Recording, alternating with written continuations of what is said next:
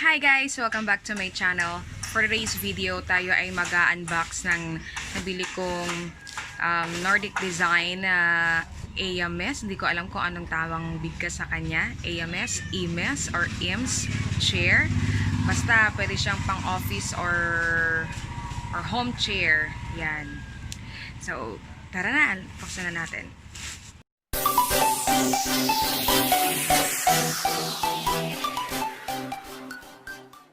So, once na-receive nyo siya, ganito yung magiging packaging niya. At sa ibabaw niya, nandoon nakalagay yung kanyang airway peel. So, you can see, naka-bubble wrap pa siya.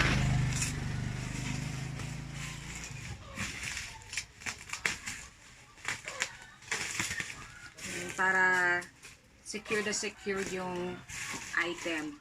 Nga pala, nabili ko siya sa Lazada. So, bago ko siya chinek out, syempre, nag-compare muna ako ng prices sa Shopee at sa Lazada. So, ito na yung pinakamurang price niya, which is 1,399. Kasama na yung shipping fee na 85 pesos. Kaya, 1,484 na lang yung binayaran ko. Sa iba, mas mahal yung shipping fee. Naabot na mga 400, 200 pesos. So, dahil mas mura sa Lazada, at mas nakakita ako ng mura sa Lazada, doon na ako bumili. Kaya naman, doble yung bubble wrap niya para secure na secured yung item.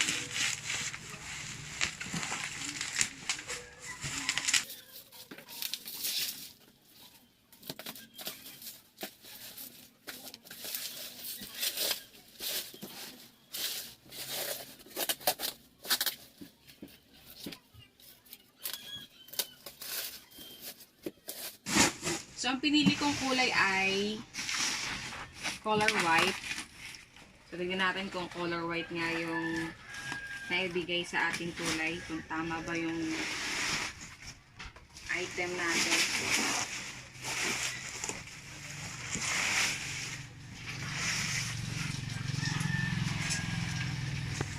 Ayan siya.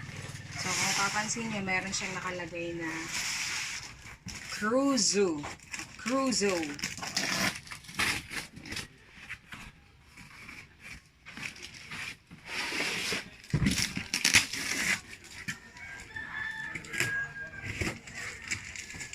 Ayan.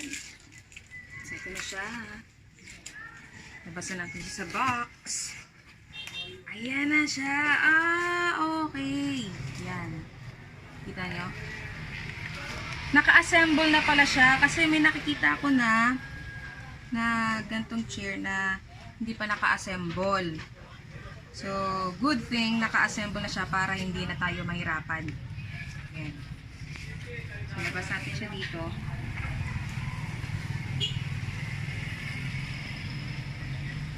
Ayan. At, ayun, tama ang color na binigay sa atin, which is color white. Ayan. Ito siya.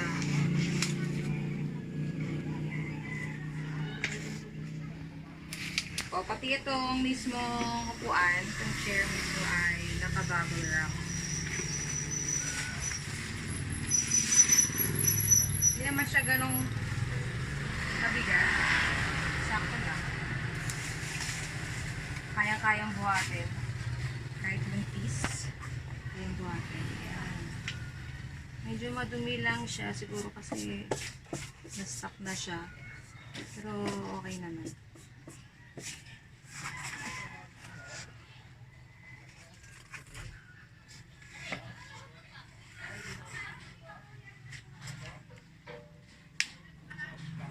Ngayon mag-a-assemble tayo ng chair at magpapatulong ako sa aking partner baka kasi hirapan akong mag screw ng kung ano naman dito. So, tara na! So, yan na yung pinaka-puwetan or yung ilalim ng chair. At, yan, itong apat na to, ikakabit yan natin dito sa, yan, dito sa apat na yan. Yung tanggalin mo natin yung mga itim-itim na yan.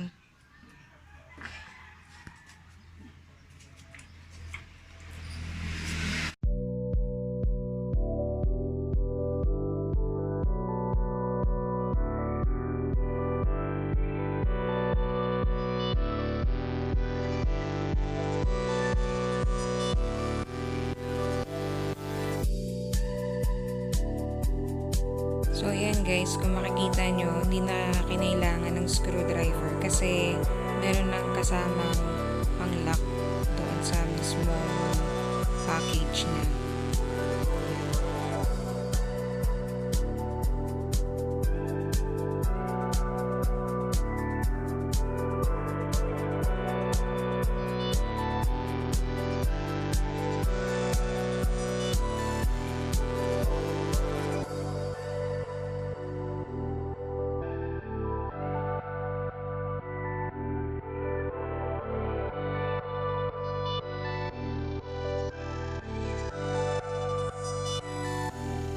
Importante din na higpitan lahat ng screw para hindi siya magkalas at mas maging matibay yung inyong upuan.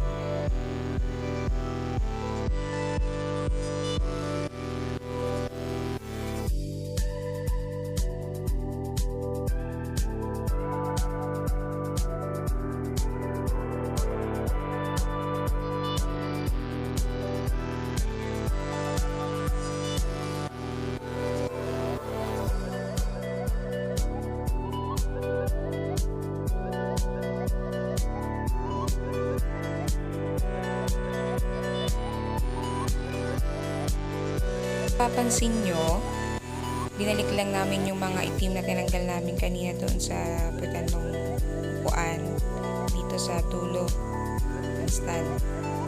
Yan. Kasi isa lang tong kasama niya panglagay doon sa tulo. Pero doon sa mga nakikita kong review, wala naman talaga siyang kasama. So, swerte lang na merong napasamang isa. So, bili na lang ako ng separate. At ayan na siya guys. Ready na siyang upuan. Ayan. Pwede nyo na siyang i-partner sa inyong study or working table. At pwede nyo din siyang i-partner doon sa inyong dressing table. O yan, diba? Elegante na siya. Tapos, madali pa siyang i-assemble.